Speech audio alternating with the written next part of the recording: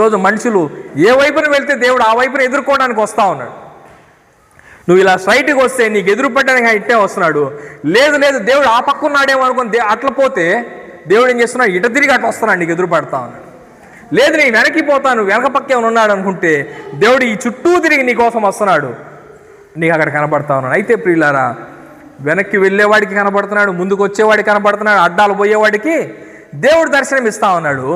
వెనక్కి వెళ్ళేవాడికి కొంచెం ఆలస్యంగా దర్శనమిస్తాడు, ముందుకు వచ్చేవాడికి ముందుగా ఆయన దర్శనమిస్తాడు. కాబట్టి దేవుని వాక్యం సెలవిస్తూ ఉంది, స్వర్గం నరకం ఉంది, మనం మధ్యలోనే మన తనువును చాలిస్తే నరకానికి వెళ్ళిపోతామన్న సంగతి దేవుని వాక్యము మనకు సెలవిస్తూ ఉంది. హెబ్రీయులకు రాసిన పత్రిక 9వ అధ్యాయము 27వ వచనంలో మనం చూస్తే, హెబ్రీయులకు రాసిన పత్రిక 9వ అధ్యాయము 27వ వచనం,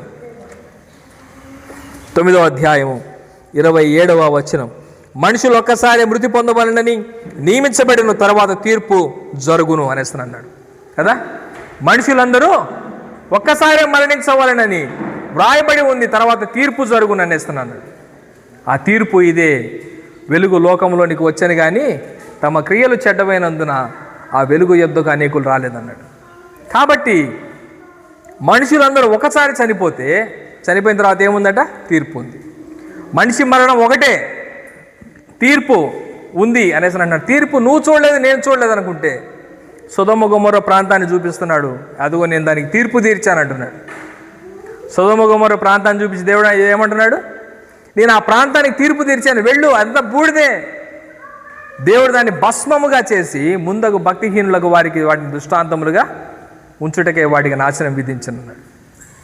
చూసి నమ్మండి, నరకం ఉంది, మధ్యధార సముద్రం దగ్గర సొదొమ గొమొర్రా ప్రాంతం ఉంది.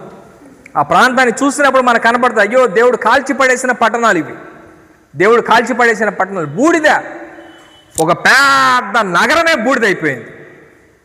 అగ్నిగంధకాలు, నేటికి ఆకాశం నుంచి కురిసిన సల్ఫర్ ఆడ దొరుకుతుంది, ప్రపంచంలో ఎక్కడా దొరకదు ఆ సల్ఫర్, అక్కడే దొరుకుతుంది. కాబట్టి ప్రియులారా, మనుషులందరూ ఒక్కసారే చనిపోతారు, తర్వాత తీర్పు ఉంది అని అంటున్నాడు దేవుడు.